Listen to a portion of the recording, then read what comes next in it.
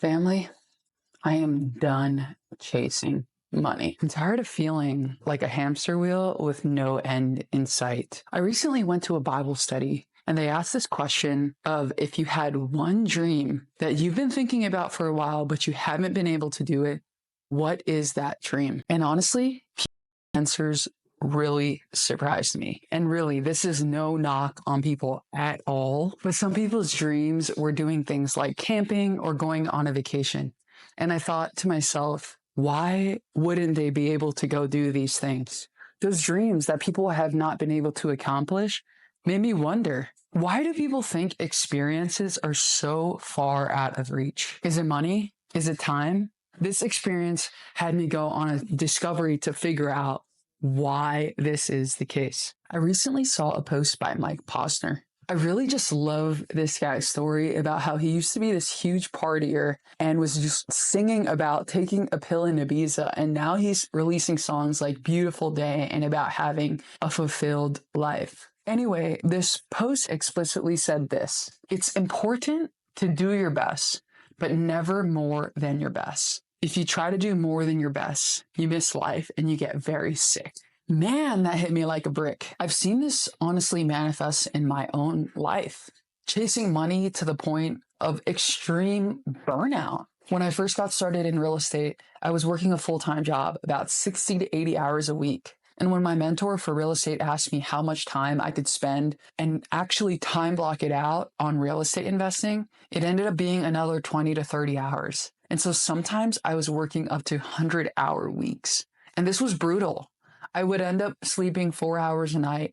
And eventually my body got so extremely tired that I would just get sick in bed for 2 weeks. And this would happen on a recurring basis. Every couple months, I would end up back in bed, having to take off from work because I was just so sick and my body was telling me to stop. This would happen on and off when I first started my business. And it wasn't until I met my husband when I decided that that type of life wasn't actually for me. Yes, I had to take sacrifices in order to get to where I am today and to be able to quit that job, but it was brutal. Another example of this in my life is when I tore my ACL. I thought that I could just go back at it because I've done it before. But the reality is that when I went back to work, I ended up doing things that I wasn't supposed to. I wasn't supposed to go back on the field.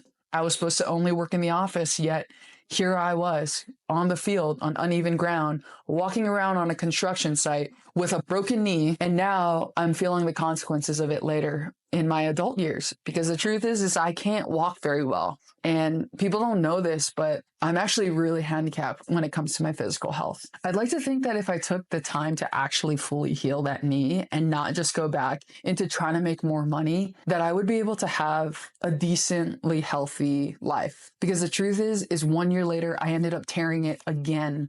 And now I have 3 knee surgeries under my belt. And I'm technically permanently disabled. It's not a fun label to have. And so my lack of taking care of my physical body was because I was too busy chasing money. We as a society put so much emphasis on the importance of making money, achieving goals, and not enough emphasis on being present, being fulfilled, being mindful of how you're feeling. We as a society have decided that working 2 to 3 jobs to pay for your kids' daycare is normal. That's shocking to me. Why are we working another job just to pay somebody else to raise our children? What has this world come to that we care so much about money that we're willing to chase so much money to pay somebody else to raise our children? Think about that for a second. When do you have time to raise a family? Hang out with friends? Go outside? The truth is that I don't. And the result, we've come in a generation that is extremely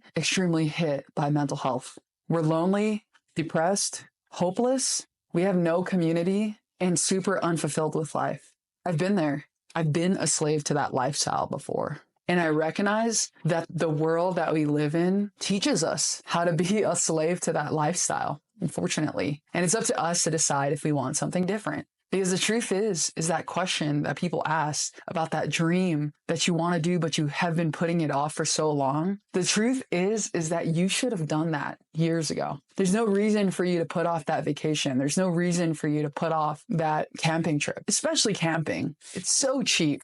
And you can literally pay $35 a night to go camping. You pay for your own food just like you would anywhere else. Anyway, to circle this back, it's been 5 years since I've been flipping houses. And it's been great. I mean, to be honest, it's given me the lifestyle and the confidence to quit that 6-figure engineering job. I would not have done it if it wasn't for flipping. But the truth is that this flipping stuff is not serving me anymore. Do I believe in real estate? Absolutely. I'm a huge believer of real estate. But the truth is that flipping was here to serve me for a season, and it has served me in this season. It gave me the confidence to quit my full-time job, to be my own boss, and learn how to make money outside of a regular 9-to-5. And that skill in itself is super valuable, because the truth is all I want now is freedom. I could care less about having millions of dollars in my bank account. What I care more about is having the freedom to be able to go on a midday date with my husband, to be able to go on that camping trip without feeling sorry about it. Now, as far as like what's next for this channel, I still plan on doing real estate. My next adventure is actually going to be in campgrounds and RV parks. And eventually I'm going to want to buy one near Zion National Park. So if you guys know anybody, please let me know. I'd love to talk with them. If you know somebody who might be selling, I'd love to talk with them. But the truth is that now I want to do something completely remote. I don't want to be checking in on projects. I don't want to be raising. I don't want all that stress of all of that stuff. All I want to do is do project-based remote business consulting for other real estate investors and business owners to help streamline their businesses and processes. And it's okay for me to say that flipping isn't for me anymore. I'm really in a different stage of my life. I got married, we moved, and I'm getting ready to have a family. Not in the next 2 years or so, but it's time to start picking something that would actually fit a lifestyle that serves my future family. And I'm excited because it's going to give me more opportunities to step into who I actually want to be, more opportunities to be flexible for my friends, to be able to show up when a friend is in need, to be present, and of course, to travel more. There would be points where I would honestly feel pretty bad about traveling because we had projects going on and houses to be sold. And I just don't want to feel bad anymore. I want to be able to just go and work at the same time as I travel. Now, to wrap this all up, on this channel, I'm really just taking you on a journey of self-discovery with me, walking you through the journey of figuring out why I don't want to flip houses anymore, about why I rather just work remotely, about why I'm really tired of chasing money just to hit the next goal. I want to chase money to bring people closer to Jesus. I want to chase money to have the freedom to be able to pick up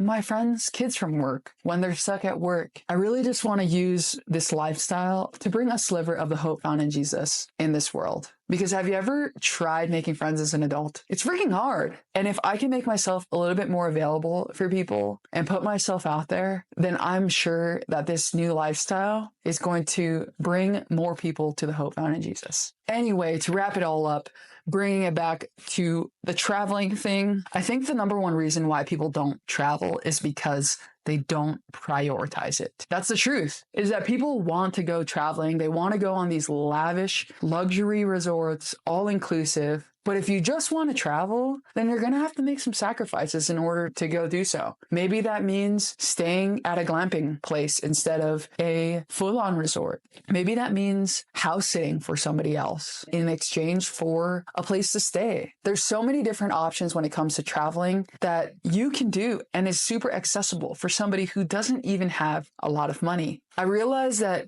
me and most other people have two different ideas of what traveling is. Some people might want to go to an all-inclusive resort, but for me, all I want to do is go outside in solitude and just be, just feel, and just admire in God's beautiful creation. Whereas other people rather spend all their money on one vacation and save up for that. I would rather spend my money on a ton of vacations and just do little things that are cheaper along the way. And on top of that, making sacrifices on a day-to-day basis. I think people aren't willing to make sacrifices. We don't even have any subscriptions at our house for streaming services. And people are so shocked when I tell them all we have is YouTube. But the truth is that on a day-to-day basis, I'm constantly thinking about how we can save more money. That way we could travel more. And I hope this inspires you to travel more. Because the truth is that traveling gives you experiences that real life really wouldn't give you. Go out. If you're looking for a sign to go out and see the world, this is your sign. Thanks for watching. Don't forget to like and subscribe.